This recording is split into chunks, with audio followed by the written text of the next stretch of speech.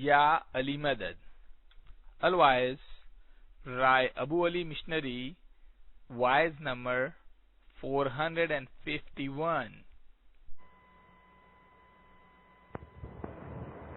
16th of May 2000. My voice in LA's Jamaat Khana of Torrance. Ya Ali Madad.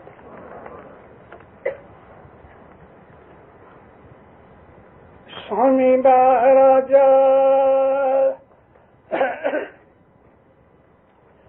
Swami Raja more man thi na visre ji,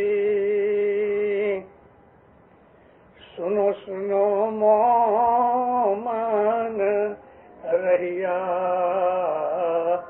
ho ji re bhaiya, teri meri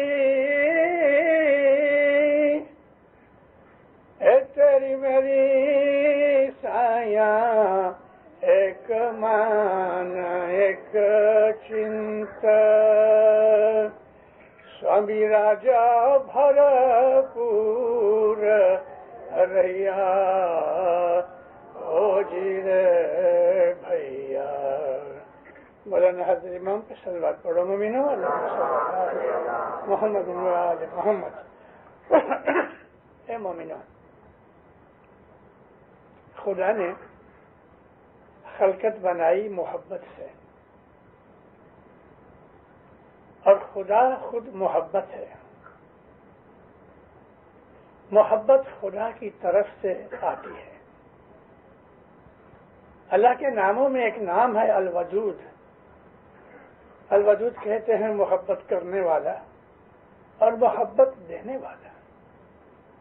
یہ خدائی صفت ہے. محبت کا ایک اصول یہ ہے کہ اس میں ڈیمانڈ نہیں ہوتی. محبت مانگتی نہیں. محبت ہمیشہ دینے والی ہے. ون وے ٹریفک ہے. جب ہم خدا کی عبادت کر کے ہم دعائیں مانگتے ہیں تو یہ خدا تعالیٰ کے حضور میں عاجزی ضرور ہے، مگر یہ محبت نہیں، کیونکہ ہم تو اس کے بندے ہیں. دنیا کے اندر دکھ سکھ اٹھاتے ہیں، ہمارے سامنے پرابلمز بھی ہوتی ہیں، لیکن وہ لوگ کے جو خدا کو محبت کرتے ہیں وہ خدا سے کچھ مانگتے نہیں، مگر اس کی ہر مراد پوری ہوتی ہے. وہ جو چاہتے ہیں وہ ہوتا ہے. محبت انیری چیز ہے، اور خدا کی بخششوں میں اس سے بڑی اور کوئی اعلیٰ بخشش نہیں ہے. خدا کے وہ بندے کے جو محبت کرتے ہیں وہ صرف خدا کو محبت نہیں کرتے، خدا کی ہر شے سے محبت کرتے ہیں. تجھ کو چاہوں تیرے چاہنے والے کو بھی چاہوں. محبت کے اصولوں میں یہی اصول ہے کہ محبت جو ہے وہ خود غرض نہیں، محبت کچھ مانگتی نہیں. ان سے پوچھو، جو مائیں بنی ہیں ان سے پوچھو کتنا دکھ ہوتا ہے بچہ پیدا کرتے وقت، لیکن جب بچہ گود میں آتا ہے تو خدا اس عورت کے دل میں اپنی محبت میں سے ایک چھوٹا سا سیمپل ماں کی محبت جس کا نام ہے ممتا، وہ اس عورت کے دل میں ڈال دیتا ہے کہ جس کی وجہ سے بچہ پلتا ہے. دیکھو ماں کی جو محبت ہے، میں آپ کو اس طریقے سے بتا رہا ہوں. میرا ایم خدا کی محبت بتانا ہے، لیکن میں آپ کو سیمپل دیتا ہوں ماں کی محبت کا. ماں بچے کو پالتی ہے، کچھ مانگتی نہیں اس سے. ماں کی محبت بے غرض محبت ہے. اور جو ماں کی محبت ہے اس کے اندر جو اولاد ہے نا، اس کی زندگی کا ایک حصہ ہے. باپ کبھی بھی کسی بھی طریقے سے ماں کی محبت کو نہیں سمجھ سکتا. باپ بھی اس بچے کا باپ ہے اور اس کو محبت کرتا ہے، لیکن جو ماں کی محبت ہے نا وہ باپ نہیں سمجھتا. ماں کی محبت محض ماں ہی سمجھتی ہے.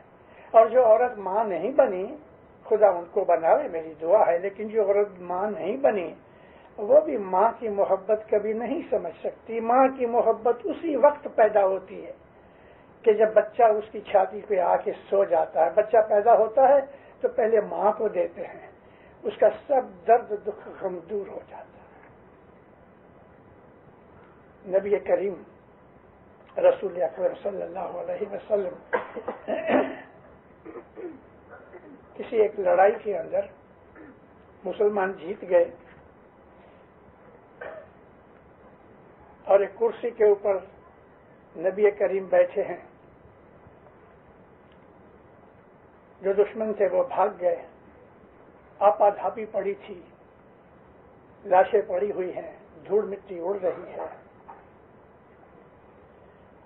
نبی کے ارد گرد کچھ اصحاب کھڑے ہیں اور جو مسلمان سپاہی ہیں وہ انتظام کر رہے ہیں. لڑائی ختم ہو چکی ہے.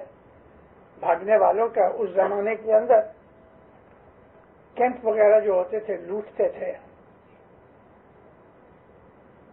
اب اس انتظام کے اندر نبی کریم نے دیکھا کہ ایک عورت ادھر سے ادھر پھر ادھر سے ادھر بھاگ رہی ہے، بال بکھرے، حال پریشان، ہوائیاں اڑ رہی ہیں.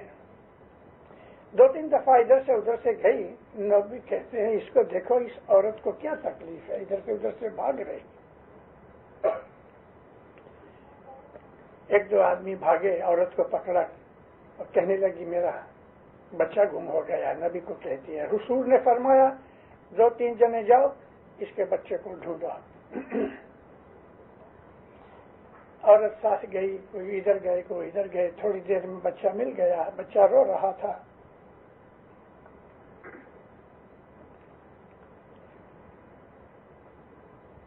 سینے سے لگایا ہوا بچہ نبی کے حضور میں لے آئے. یا نبی، اس کا بچہ مل گیا. جیتا ہوا جنرل، لڑائی جیتا ہوا بادشاہ رسول اللہ بیٹھے ہیں. اس کے منہ سے جو حکم نکلے وہ تو ہونے ہی والا ہے. وہ کہہ دے اس کو مار ڈالو تو اس وقت لڑائی کا زمانہ ہے، اس کو مار ڈالے. اصحاب کھڑے ہیں. عورت نے بچے کو سینے سے لگایا ہے. تیرے کو بچہ مل گیا؟ کہتے ہاں. مسلمان نہیں تھی، وہ دشمنوں میں سے تھی. نبی کہتے ہیں کیا ہم اس بچے کو مار ڈالیں؟ ارے جیتا ہوا جنرل، اس کے منہ سے یہ لفظ نکلے کہ کیا ہم تیرے بچے کو مار ڈالیں، تو وہ تو زمین پر بیٹھ گئی، رونے لگی، کہنے لگی نہیں آپ مجھ کو مار ڈالو. میرے بچے کو آپ کچھ مت کرو، مجھے مار ڈالو. حضور نے فرمایا ہم اس کو آگ میں ڈالیں. ارے اس کی روح نکل گئی. ایسا ہوا، رونے لگی. نبی کے پاؤں پہ سر رکھ دیا کہ نہیں آپ مجھے مار ڈالو. رسول اکرم کی آنکھوں میں آنسو آ گئے. فرمایا نہیں، ہم تیرے بچے کو کوئی ایزا نہیں پہنچانا چاہتے. جاؤ تم آزاد ہو، تمہیں کوئی ہاتھ نہیں لگائے. خوشی خوشی چلی گئی. نبی نے اصحابوں کو دیکھا. تم نے دیکھا کہ ایک ماں کوئی بھی کنڈیشن میں کسی بھی حالت میں اپنی موجودگی میں اپنے بچے کو کوئی دکھ نہیں دیکھ سکتی. ہاں یا نبی ہم نے دیکھا لاکھوں کروڑوں ماؤں سے زیادہ وہ پروردگار پیار کرنے والا یہ برداشت کرے گا کہ اس کا بندہ دوزخ میں جلتا ہوگا؟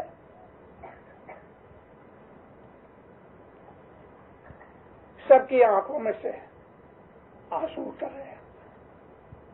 وہ پروردگار تمہیں اتنا پیار کرتا ہے کہ ساری دنیا کی مائیں ملا کے ان کی جو محبت ہے اکٹھی کرو تو بھی اس کا پیار تمہارے اوپر زیادہ ہے۔ خدا ہمیں بہت پیار کرتا ہے۔ ہم جو گناہ کرتے ہیں واللہ باللہ، ہماری غلطیاں، ہمارے گناہ، ہمارے جرم جو ہیں، اگر ان کی سزا دی جائے تو ہم کو آگ میں ہر روز جلایا جائے، لیکن اللہ نے کہا ہے میں نے اپنی رحمت خود پہ لازم کر دی ہے، میں نے یہ لازم کر رکھا ہے کہ میں رحمت ہی رحمت کروں۔ لیکن جب خدا کا جب قانون ہے، خدا نے جب دنیا بنائی تو اس نے قانون بنایا، زمین آسمان کے قانون بنائے، چاند سورج کے قانون بنائے، انسانوں کے لیے قانون بنائے، جانوروں کے قانون بنائے، نباتات ویجیٹیشن کے قانون بنائے، پانی کے قانون ہے، ہوا کے قانون ہے۔ خدا کی کریشن میں ہر شے قانون کے اندر ہے۔ ہم اس کو کہتے ہیں لا آف نیچر۔ میں نے سان فرانسسکو کے اندر واز کرتے کرتے کہا کہ خدا کا یہ قانون ہے، اٹل ہے۔ اٹل مینز اس میں کوئی چینج ہو نہیں سکتا، مگر خدا تعالیٰ نے یہ کہا ہے کہ میں نے اپنے اوپر اپنی رحمت لازم کر رکھی ہے، اس لیے کہ انسان ویک ہے، کمزور ہے۔ اللہ تعالیٰ فرماتا ہے میں نے جب کریشن کی تو اپنی خلافت کے لیے، اپنی تمام کریشن کے انتظام کے لیے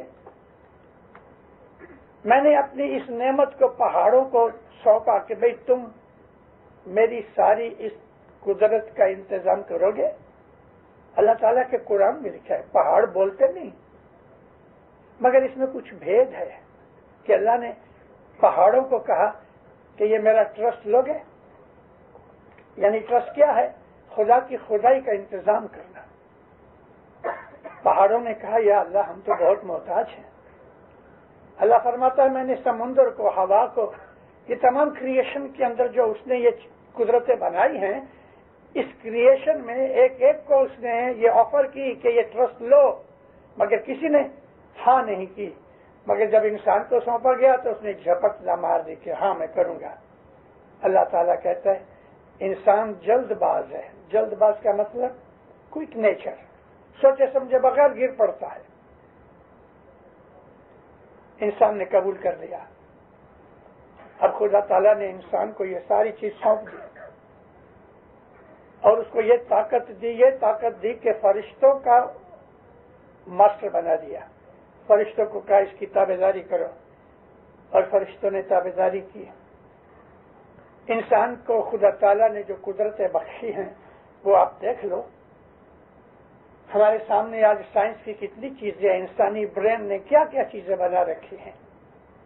یہ تمام ٹیکنالوجی اور سائنس کی کریشن جو ہے وہ انسانی دماغ میں سے نکلی ہوئی ہے۔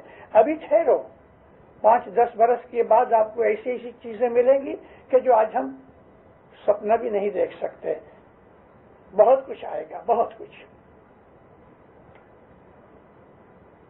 تو دینداروں، میرا کہنے کا مقصد یہ تھا کہ خدا تعالیٰ نے انسان کو یہ قدرت کا انتظام سونپ دیا، مگر اللہ جانتا ہے کہ انسان کمزور ہے۔ اسی نے انسان کے اندر کمزوری رکھی ہے، اور انسان میں کمزوری رکھنے کی وجہ ہے۔ کیا وجہ ہے بھلا؟ حالانکہ اتنا کمزور ہے انسان کہ ایک کتے سے لڑ نہیں سکتا،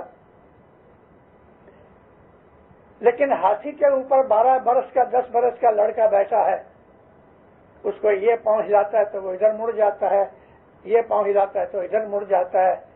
3-4 ٹن کا ہاتھی وہ 40 پاؤنڈ کے بچے کے منہ نیچے کر کے اس کی تابعداری میں چلا جاتا ہے۔ سرکس تو آپ نے دیکھے ہیں، شیر ببر ہیں، وہ اس کے ہاتھ میں چابک ہے اور وہ چابک کھلاتا ہے تو شیر منہ نیچا کر کے اس کے حکم پہ عمل کرتا ہے۔ 10 انچ کا سانپ کاٹ کھائے تو انسان مر جاتا ہے، ایک مچھر کاٹتا ہے تو تلملاتا ہے۔ انسان کتنا ویک ہے۔ پیر نے کہا کہ مٹی کی ایک مٹکے جیسے ہو تم، ہاتھ سے گر گیا ٹوٹ گیا۔ کیا ہے انسان؟ لیکن انسان کی بڑائی دیکھو، مغروری دیکھو، اس کا فخر دیکھو، کہتے ہیں خدا کوئی ہے ہی نہیں، خدا کی ایگزسٹنس ہے ہی نہیں۔ اگر خدا تعالی نے انسان میں ویکنس نہ رکھی ہوتی تو نامعلوم خدا کو کتنے ایسے بدماش خداؤں کے ساتھ لڑنا پڑتا کہ جو انسانیت کے اندر پیدا ہوتے۔ اتنی کمزوری کے باوجود بھی، اور وہ مر بھی جاتا ہے، رہنے والا نہیں ہمیشہ کے لیے، لیکن پھر بھی خدا بہت پیار کرنے والا ہے، اور وہ پیار اس نے محمد کے معرفت سے ہمیں سکھایا۔ خدا تعالی کی باتیں ہم کو کس نے سکھائیں؟ محمد نے سکھائیں۔ یہ رسول اکرم نے ایک عورت کا یہ مثال دے کے اپنے صحابوں کو فرماتے ہیں کہ دیکھا تم نے، ایک ماں اپنے بچے کو کوئی نقصان دیکھ نہیں سکتی، وہ اللہ تعالیٰ انسان کو اتنا پیار کرتا ہے کہ وہ نہیں چاہتا کہ انسان کو آگ میں جلائے، مگر جب خدا تعالیٰ کے قانون کے حساب سے قیامت کے دن، ایک دن قیامت ضرور ہوگی جن کو ہم قیامت کبریٰ کہتے ہیں، مگر ہر انسان جب مر جاتا ہے اس کی قیامت ہوتی ہے۔ موت ہی ہماری قیامت ہے، اور موت کے وقت ہمارا حساب کتاب ہوتا ہے۔ معلوم نہیں کہ آپ میں سے کتنے لوگ ہیں جنہوں نے کسی کو مرتے ہوئے دیکھا، کسی کی موت کی حاضری میں کبھی رہے ہو، تو آج کے بعد میری بات سننے کے بعد یہ چیزیں آپ کو خیال میں رہیں گی۔ اس کو دیکھو کہ موت کس طرح آتی ہے۔ موت سے کوئی چھوٹنے والا نہیں، نہ راجہ، نہ بادشاہ، نہ فقیر، نہ حقیر، نہ مومن چھوٹے گا، نہ کافر چھوٹے گا۔ موت موت ہے۔ اور خدا تعالیٰ کیا کرتا ہے؟ سب سے پہلے زبان بند کر دیتا ہے۔ موت کے وقت زبان بند ہو جاتی ہے۔ ہمارے پیر کے گنانوں کے اندر اس کا بڑا اچھا چلتا ہے۔ جی پہلے لیدا کوٹ پچھی لیدو نو دروازہ، پچھی لیدو کایا کے روحن سارے ہو پرانیاں کائم جینے آرادھو۔ پہلے لیدہ کوٹ، کوٹ کہتے ہیں یہ چھاتی کو، سینے کو، کیونکہ یہ قلعہ ہے، یعنی سانس بند ہو گیا، اور سانس بند ہو گیا پھر کیا لیا؟ 9 دروازے۔ ہمارے بدن کی 9 اوپننگ ہیں جو ہمارے لیے بہت ضروری ہے۔ یہ تمام 9 دروازے بند ہو گئے۔ آنکھوں کی نظر چلی گئی، کانوں کی سماعت چلی گئی، منہ کا ذائقہ چلا گیا، بات کرنا بند ہو گیا۔ میں نے بھی کہا کہ سب سے پہلے انسان کی زبان خدا بند کر دیتا ہے۔ 9 دروازے بند ہو گئے۔ اب مچھی لیدوں کایا کے روحن سا۔ اب میں ایک چیز یہاں خلاصہ کرنا چاہتا ہوں کہ ہم اپنے گنانوں میں سیکھتے ہیں جیو، یہ جیو ہے، یہ ہنس ہے، مگر جو روح ہے وہ اور چیز ہے۔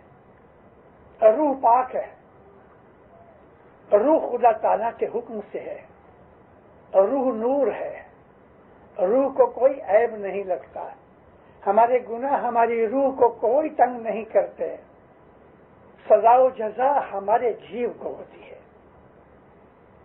جب انسان کی موت آتی ہے تو روح تو فوراً نکل جاتی ہے، روح بادشاہ ہے۔ प्राण पुरुष तो अमर छे। प्राण कहते हैं हमारे जीव को, फोर्स ऑफ लाइफ। इसका पुरुष यानी इसका बॉस कौन है? रूह। वो अमर है, पाक है, उसको कोई तकलीफ नहीं। गुनाहों की सजा रूह को नहीं मिलती, जीव को मिलती है। और जीव और रूह दो अलग चीजें हैं। इन दोनों के दरमियान इंसान की इंटेलिजेंस है, हम जिसको अक्ल कहते हैं। अक्ल रूह से ताकत लेके और उसको अमल में लाने के लिए माइंड के थ्रू जीव के ऊपर असर करती है। जब इंसान इबादत बंदगी करता है तो रूह का असर इंटेलिजेंस पे पड़ता है, अक्ल पे पड़ता है। इसका असर इंसान के माइंड पे होता है। माइंड में अच्छे ख्यालात पैदा होते हैं, अच्छी बातें पैदा होती हैं, और फिर माइंड हमारे बदन के अंदर हमारे जीव को हुक्म करता है, ये काम अच्छा नहीं है, छोड़ दो। ये माइंड है और जीव उसके हिसाब से चलता है। जैसे जैसे इंसान नेकियां करता जाता है तैसे तैसे इंसान का जो जीव है, जिसको कुरान शरीफ ने हयातुद दुनिया कहा है, दुनियावी जिंदगी। दुनियावी जिंदगी का मकसद यह नहीं है कि आदमी जन्म से मौत तक की इसकी जो जिंदगी की जो ड्यूरेशन है वो जिंदगी की ड्यूरेशन है, लेकिन जिंदगी फोर्स है। देखो, दरख्तों के अंदर जिंदगी है, लाइफ है, लेकिन दरख्तों के अंदर रूह नहीं है, क्योंकि दरख्तों में इंटेलिजेंस नहीं। रूह का रहना इंटेलिजेंस के अंदर है। और जो जीव है वो हार्ट में, दिल में रहता है। जीव का ठिकाना हमारा हार्ट है और रूह का ठिकाना हमारी अक्ल में है। और अगर हमने रूह से यानी कि फैज हासिल किया तो वो इंटेलिजेंस पकती है, अक्ल खुलती है, आदमी अक्ल वाला बनता है। अल्लाह ताला कहता है हम जब राजी होते हैं तो इल्म और हिकमत देते हैं, जैसे कि हमने नबियों को इल्म और हिकमत दिया। इल्म और हिकमत, इल्म यानी इल्म है, नॉलेज, और हिकमत विजडम है। ये दो चीजें इंसान के लिए। हजरत इमाम ने लंदन के फरमानों में पहली दफा ये कहा, वो उसके बाद में रिपीट किया कि जो इंटेलिजेंस है वो हमारे मजहब का एक हिस्सा है। क्योंकि जो इंटेलिजेंस है, हम जिसको अक्ल कहते हैं, अक्ल से काम लेने वाला आदमी ही खुदा ताला के नजदीक आला है। और अगर अक्ल से काम नहीं लिया गया तो उसका दर्जा जानवरों जितना है। जानवरों में अक्ल नहीं। अभी मैंने आपको कहा हाथी कितना बड़ा जानवर है, लेकिन 10 बरस का बच्चा उसको जिस तरह हुक्म करता है वो मानता है। शेर हुक्म मानते हैं, बंदर हुक्म मानते हैं, सारी दुनिया हुक्म मानती है, क्योंकि इंसान को खुदा ने ये पावर बख्शी है और ये पावर अक्ल से मिलती है। तो खुदा ताला ने अपनी मोहब्बत की वजह से इंसान को ये चीज सौंपी। खुदा हमको प्यार करता है, मगर हम जब खुदा से हट जाते हैं, खुदा को अपनी पीठ के पीछे रखते हैं, मुंह हमारा उसकी अपोजिट साइड में है, उस आदमी को पता नहीं कि खुदा क्या है। अगर हम मुंह फिरा के खुदा की तरफ मुंह करें तो हमें उसकी खूबियां नजर आवे, खुदा की खूबियों का पता लगे, तो हमें पता लगे कि मैं इसका मोहताज हूँ, यही सब कुछ है, यही देने वाला है, यही लेने वाला है, यही पैदा करने वाला है, यही मारने वाला है, यही मुझे रोजी देने वाला है, यही मुझे भूखा रखने वाला है। खुदा ताला की सिफतों का इंसान को इदराक होता है, और जब उसको ये पता लगता है तो उसके दिल में खुदा की अजमत पैदा होती है, उसके दिल के अंदर खुदा की बड़ाई पैदा होती है, उसके दिल के अंदर खुदा की मोहब्बत पैदा होती है, और फिर उसका सर खुदा के सामने खाक में पड़ जाता है, अबूदियत में, इबादत में अपने आप को सुपुर्द कर देता है। ऐ मोमिनो, गिनान में फरमाया, स्वामी राजो मेरे मन थी न विसरे। हमारे गिनानों के अंदर इतनी चीजें हैं कि इंसान अगर उसको समझ के पढ़े तो दिल के अंदर लहरें पैदा हो में मोहब्बत की। स्वामी राजा मोरे मन थी न विसरे, ये एक दुआ है।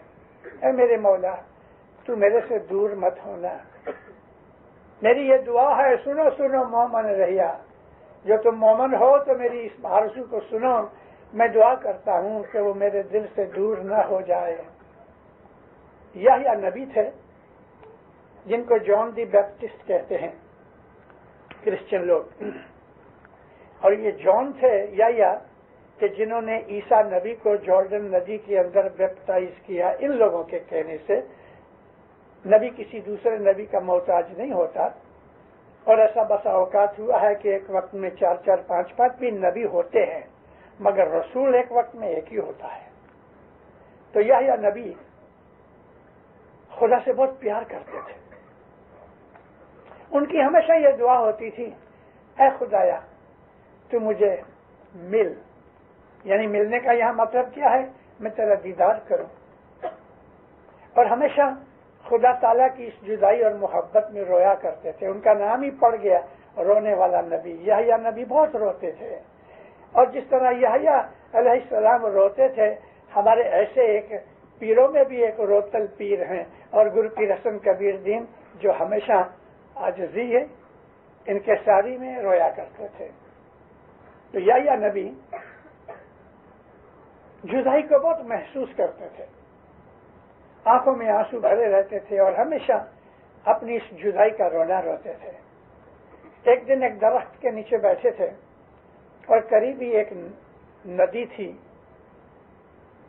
دور سے بھیڑیں بھاگتی ہوئی چلی آئی وہ ندی میں پانی پینے کے لیے، ایک دوسرے پہ گری پڑتی ہیں، بھاگ رہی ہیں۔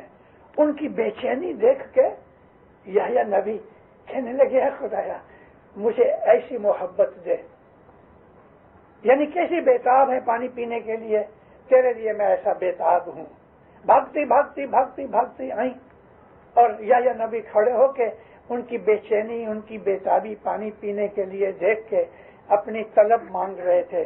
بھیڑوں نے ادھر پانی پیا کنارے کے اوپر، ادھر ہی ایسا منہ پھرا کے کھڑی ہو گئی، اور بھیڑوں نے پیشاب کرنا شروع کر دیا، منہ پھرا کے چلے گئے۔ نہیں خدایا ایسی محبت مجھے نہیں چاہیے کہ منہ پھرا لوں تیرے سے۔ یہ جو ہمارے مذہب کی سطل چیزیں ہیں، جن کو ہم عام طور پہ گنانوں کے راگوں میں، گنانوں کے الفاظ میں، گنانوں کی مستی میں، گنانوں کی سمجھ میں، گنانوں کی حکمت میں ہم لوگ سنتے ہیں، اگر سنتے ہیں تو گنانوں کے اندر اتنا بہت علم ہے کہ میں نے الحمدللہ دنیا کے ہر مذہب کی کتابیں میں نے پڑھی ہیں، مگر گنانوں جیسا لٹریچر کہیں نہیں۔ اسی لیے حضرت امام نے اس کو ونڈرفل ٹریڈیشن کہا ہے۔ واللہ باللہ سچ مچ یہ ونڈرفل ہے۔ ان گنانوں کے اندر ایسی باتیں ہیں کہ اگر آپ سمجھ لیں تو دن رات اس مولا کی مستی میں، اس کی محبت میں روتے رہیں۔ ہم کو یہ بھی نہیں چاہیے، اسی لیے گنانوں کے اندر ایسے بھید رکھے گئے، گنانوں کے اندر ایک راز رکھا گیا، اور وہ راز یہ ہے کہ گنانوں کو پیروں نے 24 لینگویجز میں کمپوز کیا ہے، 24 لینگویجز۔ کوئی بھی آدمی 24 لینگویجز جاننا ایزی نہیں ہے، نیکسٹ ٹو امپاسبل، لیکن پیروں کو یہ کیا پڑی کہ 24 لینگویجز استعمال کی ہیں۔ کوئی ایک کمپلیٹ فارسی میں نہیں ہے، کمپلیٹ عربی میں نہیں ہے، کمپلیٹ گجراتی میں نہیں ہے، کچھ ایسے ہیں، لیکن زیادہ لٹریچر جو ہے تمام زبانوں کے الفاظ ایک ہی گنان میں ملتے ہیں۔ کیا وجہ تھی؟ وجہ یہ تھی کہ گنانوں کے اندر جو علم چھپا ہوا ہے وہ سب کے نصیب میں نہیں، اور پیروں نے یہ الگ زبانوں کے الفاظ یوز کر کے اس چیز کو چھپا دیا۔ کوئی بھی آدمی گنان پڑھے اس کو گنان کا اچھی طرح مطلب پتہ نہیں لگے گا جب تک کہ استاد نہ ملے، اور ایسے تھوڑے استاد ہیں کہ جو گنانوں کی لینگویج کو جانتے اور پڑھتے ہیں۔ کالاروڑا جیسے یا بھگت ہمارے علی بھائی نام جی جیسے تھے، ہمارے مشنری تھے امیر لاکھا ایسے تھے، وہ تو ابھی ایسے لوگ تو ابھی بہت کم ہو گئے ہیں، انڈیا پاکستان سے بھی ابھی گم ہو رہے ہیں۔ اور میں نے ہمیشہ یہ طے کیا ہے کہ میں عموماً عام طور پہ 99% اپنی واعظوں کو گنان سے شروع کرتا ہوں، جان بوجھ کے، اس لیے کہ گنان کے متعلق کچھ نہ کچھ سادہ کہ کیسا بھی علم چالو رہے، جاری رہے۔ تو مومنو، ہمارے پیر نے جو یہ ڈیمانڈ کی ہے، اور جس طرح یحییٰ نبی پکار کرتے تھے اس کی خدا کی محبت اور اس کی جدائی کے لیے، ہمارے گنانوں میں ایسے بہت سے آلاف ہیں۔ اب تیری محبت لاگی میرے صاحب، اب تیری محبت لاگی۔ بیٹھے ہیں پیر شمس ماں باپ، لہر اٹھی ہے، اے مولا تیری محبت میرے دل میں اجاگر ہو گئی، جاگ اٹھی، بیدار ہو گئی۔ اس قسم کے بہت سے گنان ہیں ہمارے، کیونکہ ہمارے مذہب کا جو ایسنس ہے وہ محبت ہے، ہمارے مذہب کا ایسنس ہے وہ محبت ہے، اور یہ محبت ہم کو دنیاوی طریقے سے شروع ہوتی ہے، ظاہر سے شروع ہوتی ہے، ہم کو باطن میں لے جاتی ہے، اور باطن کی محبت ہم کو صبح کی بیت الخیال کی عبادت میں ملتی ہے، وہ حقیقی محبت ہے۔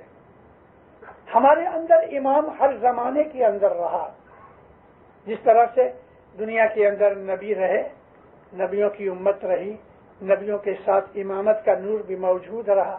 رسول اکرم کی زندگی کا آپ خیال کرو تو مدینہ کے اندر آنے کے بعد حضور کو تھوڑا سکون ہوا، مکہ سے جو دشمن تھے وہ ہٹ گئے، لڑائیاں بھی لڑیں، لیکن پھر بھی پرسکون زندگی رہی حضور کی۔ اس حالت کے اندر ایسے لوگ تھے کہ جو نبی کریم کو پیار کرتے تھے،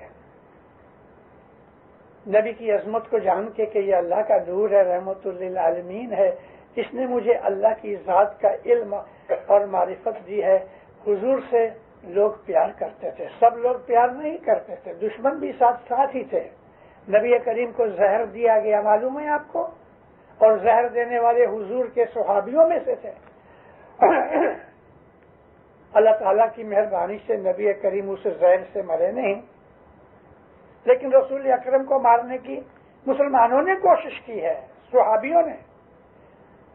سب لوگ پیار نہیں کرتے تھے، لیکن پیار کرنے والے پیار کرتے بھی تھے۔ ان میں ایک صحابی تھے مگر صحابی نہیں تھے۔ صحابی تھے اور نہیں تھے، یہ دو باتیں میں نے کیوں کہی؟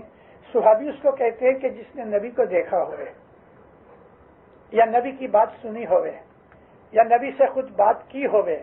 اگر نہ سنی ہے نہ کی ہے تو نبی کو دیکھا، وہ بھی صحابیوں میں آتا ہے۔ حضور کے ہزاروں صحابی تھے، اور بعض کا کہنا یہ ہے کہ 1,00,000 1,50,000 صحابی تھے، مگر ان میں ایک ایسا شخص تھا کہ جس نے رسول اللہ کو کبھی دیکھا نہیں تھا، حضور کے پاس کبھی آیا بھی نہیں۔ اس کا نام تھا اویس کرنی، دور رہتے تھے اور وہی مسلمان ہو گئے، لیکن اس قابل نہ بن سکے کہ سفر کر کے رسول اللہ کے حضور میں آئیں اور نبی کو دیکھیں۔ حضرت اویس کرنی احد کی لڑائی کے اندر نبی کریم کے 2 دانت ٹوٹ گئے تھے، تو ہوتے ہوتے لڑائی تو ختم ہو گئی، کافی زمانہ ہو چکا۔ 2-3 مہینے کے بعد کسی نے حضرت اویس کرنی کو نیوز دی کہ احد کی لڑائی ہوئی تھی، اس میں مسلمان جیتے مگر پھر اپنی غلطی سے ہار گئے اور مسلمانوں کا بڑا نقصان ہوا، اس میں خود نبی کریم کو بھی بہت ایذا پہنچی۔ تو جلدی سے کہنے لگا کیا ہوا نبی کو کہ نبی کریم کے 2 دانت شہید ہو گئے۔ بغیر سوچے سمجھے پوچھے بغیر کہ بھئی نبی کے دانت شہید ہو گئے، فوراً پتھر اٹھایا اور اوپر کے اپنے 2 دانت توڑ ڈالے، کیونکہ نبی کے دانت ٹوٹ گئے، میرے دانت کیوں رہے؟ تو اس نے پھر کہا کہ بھئی مجھے یہ معلوم نہیں، تم نے اوپر کے دانت توڑ دیے، مجھے نہیں پتا کہ نبی کے یہ اوپر کے دانت تھے کہ نیچے کے دانت تھے، تو لے کے پتھر نیچے کے بھی توڑ دیے۔ کیا محبت ہوگی؟ دیوانگی ہے نا، یہ دیوانہ پن ہے نا ہماری نظر میں۔ محبت دیوانی ہے، محبت میں عقل کا کوئی حصہ نہیں۔ عقل محبت کو کبھی نہیں سمجھ سکتی، اور عقل کا کام بھی نہیں ہے محبت میں، اور جب تک عقل موجود ہے محبت کبھی نہیں آئے گی۔ عقل ایک سیڑھی ہے، سیڑھی سے آپ اوپر جاؤ، اوپر محبت ہے، پھر سیڑھی کی کوئی ضرورت نہیں۔ سیڑھی نے ہمیں اوپر پہنچا ضرور دیا ہے، لیکن پھر سیڑھی کا کام ختم ہو گیا۔ عقل جو ہے وہ دین کو سمجھنے کے لیے ضروری ہے، دین کے رازوں کو جاننے کے لیے محبت کی ضرورت ہے، اور ہمارا جو دین ہے اسماعیلی دین، یہ اسماعیلی طریقہ، یہ محبت کے اوپر نگاہ ہوا ہے۔ بہت برس پہلے میں نے پاکستان میں ایک وعظ کی تھی، تو حضرت ابو ذر غفاری کا میں نے واقعہ سنایا۔ ابو ذر غفاری نبی کو بہت پیار کرتے تھے، اور علی کو بھی اتنا ہی پیار کرتے تھے۔ حضرت ابو ذر غفاری کی جو زندگی ہے وہ پڑھنے جیسی ہے۔ حضرت عثمان نے اس کو بہت دکھ دیا، بہت، اور معاویہ نے بھی ان سے خوب بدلہ اٹھایا، لیکن اس بندے نے اپنی سچائی کو، اپنی محبت کو کبھی چھوڑا نہیں، اپنی زندگی قربان کی انہوں نے علی نبی کی محبت کے اندر۔ کسی محفل میں بیٹھے تھے اور وہ ہمیشہ ہر وقت نبی کریم کے حضور میں پیچھے بیٹھا کرے، تو کبھی کبھی ایسا باتیں چیتیں ہوتی رہیں، اس کے اندر اس کو پتہ لگا کہ نبی کریم کو پائے کا سوپ جو ہے وہ بہت پسند ہے، یعنی وہ بھی بیل کے پائے کا سوپ، گائے یا بیل، یہ چیز اس کے دماغ میں رہ گئی۔ بہت عرصے کے بعد کسی دوست نے ایک بیل کاٹا اور اس کا ایک پاؤں اس کو ابو ذر غفاری کو بھیجا۔ جو ہی وہ بیل کا پاؤں ہاتھ میں آیا، اوپر تو وہ زانو تھا اور نیچے پائے تھے گھٹنے کے نیچے، تو اس نے فوراً اس پائے کو کاٹا۔ اس کو نبی کریم یاد آ گئے، بیوی کو کہنے لگا جلدی سے اس کا سوپ بناؤ، میں نبی کو لے کے گھر پہ آؤں گا۔ صاف سوف کیا، سوپ بنایا، خوش خوش گیا کہ آج نبی میرے گھر پہ آئیں گے۔ وہاں گیا تو بہت سے لوگ بیٹھے ہوئے تھے، بیٹھا رہا۔ کافی دیر کے بعد جب یہ سب چلے گئے تو نزدیک آیا، نہایت محبت سے، نہایت عاجزی سے نیچے جھک کے کہتے یا نبی ایک عرض کرتا ہوں، ابو ذر کیا ہے؟ یا نبی میرے گھر چلو۔ کیا بات ہے ابو ذر؟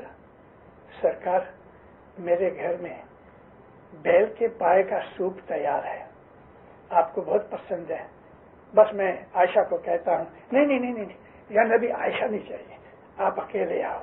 اب وہ عائشہ سے کیوں منع کرتا تھا کہ بھی ایک ہی پائے کا سوپ ہے، نبی پیٹ بھر کے کھاوے، کوئی دوسرا آئے گا تو حصہ ہو جائے گا۔ یہ اس کی نیت تھی کہ نبی اکیلا پیٹ بھر کے کھائیں۔ نہیں میں عائشہ کے بغیر نہیں آؤں گا۔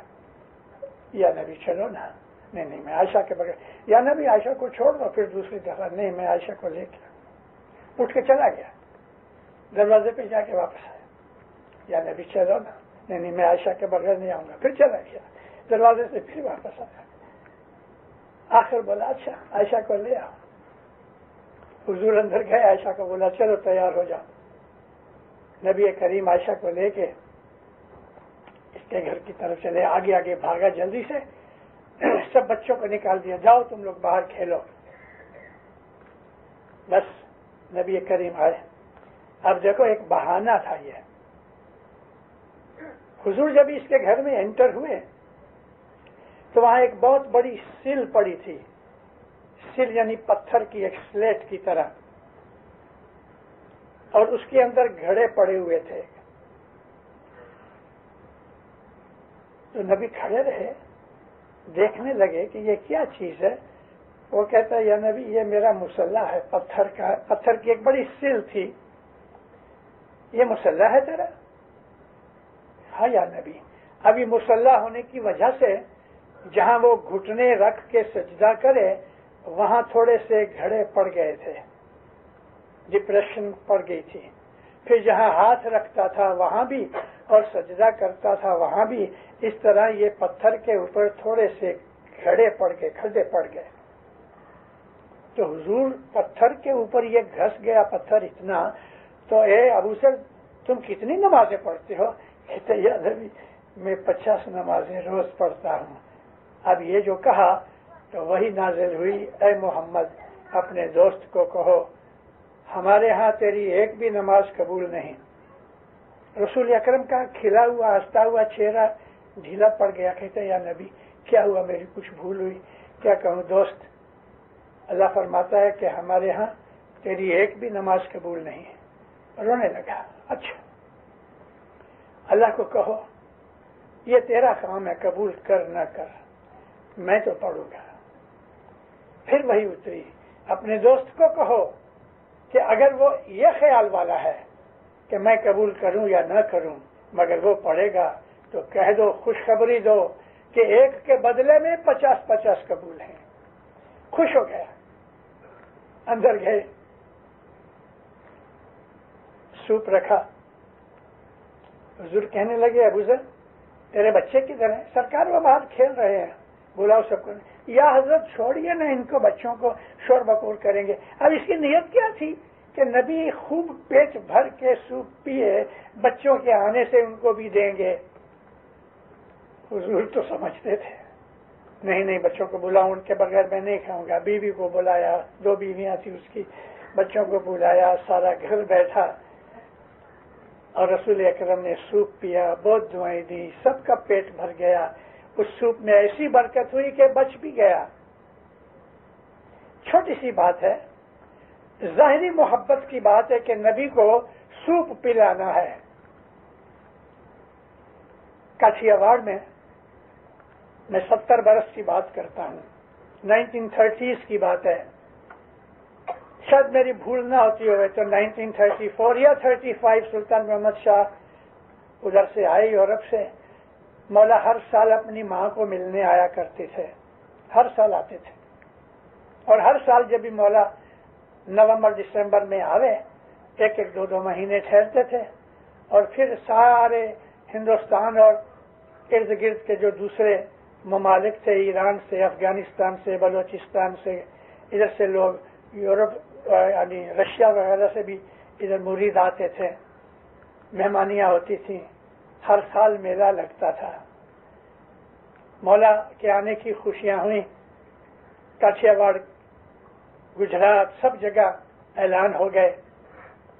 کاٹھیا واڑ کے کسی چھوٹے سے گاؤں کے اندر ایک اپنا اسماعیلی غریب شخص تھا، چھوٹی سی اس کی واڑی تھی، کھیت تھا. تو جب یہ مولا کے آنے کی خبریں ہوئیں تو رات کو ہم بیٹھے، یہ لوگ بیٹھے ہیں، کھچڑی کھا رہے ہیں. تو چھوکرا کہتا ہے بیٹا، بچے اس کے جوان تھے، بیٹا بوڑھا ہو گیا ہوں، معلوم نہیں کب موت آ جائے، تو جو بندوبست کر دے تو میں مولا کا دیدار کر کے آؤں. ہاں باپا آپ جاؤ، خوشی سے جاؤ. انتظام ہوا. تو اس کو کہتا ہے اتنی رقم پیسے نہیں تھے کہ مہمانی رکھ سکے. تو کہتا ہے کہ ابھی دیکھ وہ کھیت میں جو خربوزے ہوئے ہیں، میلن، واٹر میلن نہیں، خالی میلن، اس کو ادھر چبڑا کہتے ہیں، حالانکہ وہ میلن سے ذرا انفیریئر کوالٹی ہے. تو تم ایسے لے آؤ تو میں کسی کی مہمانی میں رکھ دوں. انتظام کیا گیا. تو وہ لے کے چبڑے وغیرہ کسی کپڑے کی ایک تھیلی میں رکھے اور باپا کو 4-5 مائل دور جو اسٹیشن تھا چھوڑ آئے. ادھر سے یہ بامبے آیا.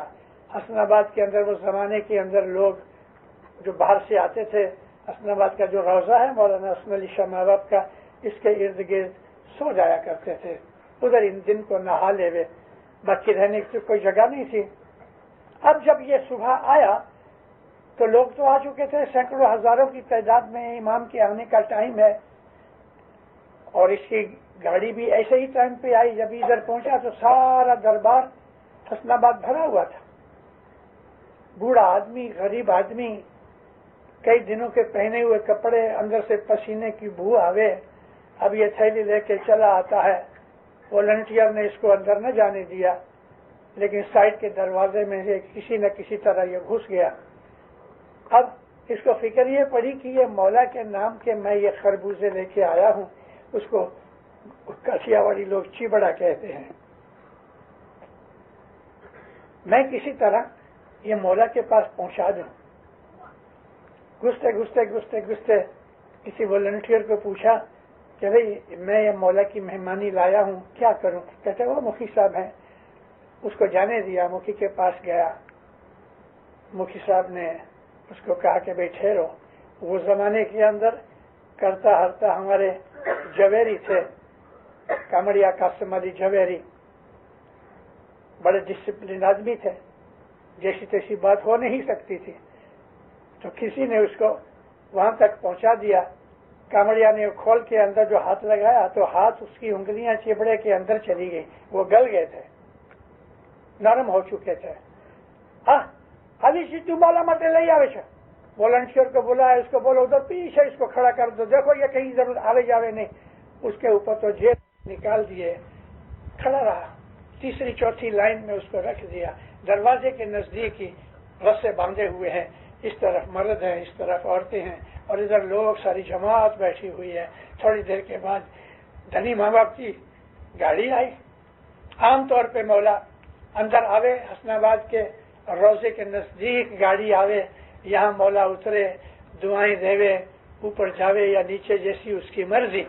لیکن اس دن ہنری کو بولا، ہنری مولا کے ڈرائیور کا نام تھا، گاڑی باہر کھڑی کرو۔ باہر ہزاروں آدمی، اسماعیلی نان اسماعیلی سب کھڑے ہیں۔ مولا نیچے اترے، سب کو دعا سیخ دیتے لکڑی ہاتھ میں ہے، چلے آتے ہیں۔ مکھی حسن بھائی لال جی دیوراج سے باتیں کر رہے ہیں، اندر آئے، اوپر دیکھا گھڑیال لگی ہوئی ہے مین روڈ کے مین دروازے کے اوپر۔ ہر دفعہ آتا ہے، روز آتا ہے، اب آج ہی اس کو گھڑیال یاد آئی۔ یہ گھڑیال کس نے دی ہے، کب لگی ہے، کہاں گیا؟ ادھر دیکھا ادھر دیکھا، آہستہ آہستہ جو مردوں کی سائڈ تھی نزدیک آئے، ادھر آ کے مولا کھڑے ہو گئے۔ اب یہاں ایک والنٹیئر کھڑا تھا اس بوڑھے کی حفاظت کے لیے کہ وہ آگے نہ آوے۔ کامڑیا صاحب نے ایک فرشتہ مقرر کر دیا۔ اب حضرت امام اس کے نزدیک ہے، والنٹیئر بالکل اٹینشن ہے، سامنے حضرت امام کھڑا ہے، ادھر ادھر کی اب اس کو سوجی بھی نہیں، یہ بھول گیا کہ کوئی آدمی میرے ہاتھ کے نیچے ہے۔ مولا باتیں کرتے کرتے منہ پھرایا، تم کبھی آیا؟ مولا پوچھتے ہیں اس بوڑھے کو جو ادھر سے آیا چپڑے لے کے، تم کبھی آیا؟ اب وہ تیسری کی چوتھی لائن میں تھا۔ اس کے آگے والا کہتا ہے خداوند میں کل ہم تم کو نہیں پوچھ رہا، وہ پوچھ رہا۔ اب یہ ہٹ گیا، وہ آدمی آ گیا، تم کبھی آیا؟ بول نہ سکے، گھی بند گئی۔ واپس پوچھا تم کبھی آیا؟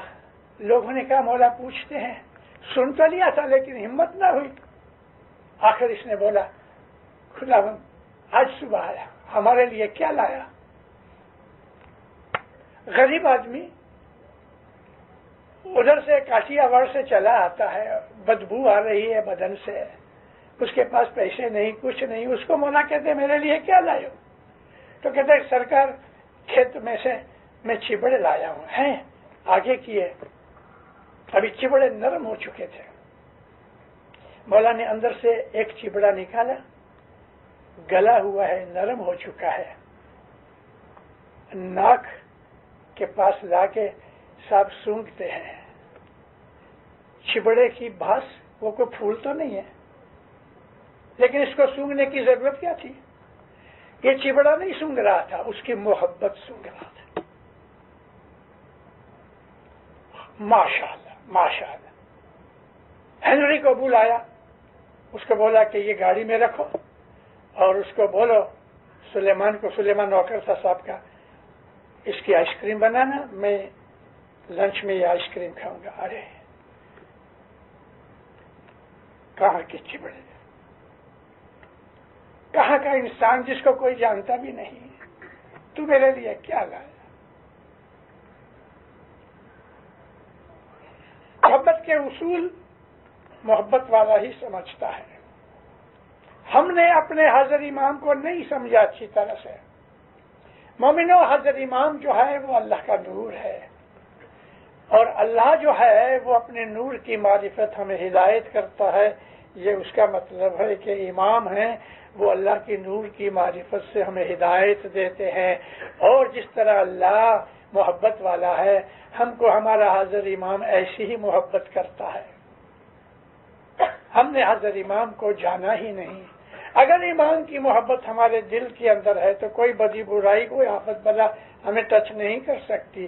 امام کی محبت سمجھنے کے لیے ہمیں اپنے مذہب کے جتنے بھی اصولات ہیں، رائٹس اینڈ ریچولز ہیں، دعا ہے، جماعت خانے کی حاضری ہے، درسوند ہے، نیک اعمال ہیں، اور ہر وقت اس مولا کی یاد میں رہنے سے آہستہ آہستہ آہستہ ہمارا جیو جو ہے وہ حضرت امام کی محبت کا ادراک کرتا ہے، یعنی محسوس کرتا ہے.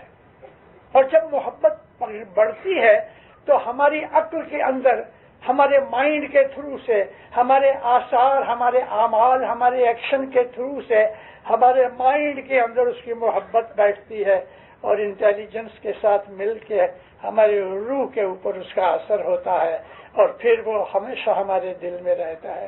اور کیا ہے؟ تیری میری سائیاں، ایک من ایک چت. مومن کا چت، مومن کا خیال، مومن کی مرضی اس خدا تعالیٰ کی مرضی کے ساتھ ایک ہو جاتی ہے. تو پھر مومن اگر چلتا ہے تو خدا کے پاؤں سے چلتا ہے، مومن دیکھتا ہے تو خدا کی آنکھوں سے دیکھتا ہے. اس کے اندر کوئی بدی برائی عیب کچھ نہیں ہوتا. محبت انسان کو پاک بنا دیتی ہے. محبت آگ کی طرح ہے، آگ میں کچھ بھی ڈالو گے وہ آگ بن جائے گا. امام زمان کی محبت میں سرشار رہو. میری دعائیں ہیں دیندارو، نیک اعمال کر کے، مذہب کے اصولوں پہ عمل کر کے امام کی محبت اپنے دل میں محسوس کرو. سکھی آباد رہو. مولا آپ کی نیک امیدیں پوری کرے، حقیقتی سمجھ دے، ہر بلا آفت سے بچاوے. مولا اپنی محبت سے آپ کو نوازے، آپ کے دلوں کو پاک بناوے، آپ کے خیالات کو پاک کرے، آپ کے اعمال کو پاک کرے. مولا حضرت امام آپ کو خود اس بات کی ہدایت کرے کہ کس طرح سے اعلیٰ درجے کے مومن بنو. سکھی اور آباد رہو، دین و دنیا کی نعمتیں ملے، آپ کی ہر نیک امید پوری ہو گئی ہے زندہ. آمین.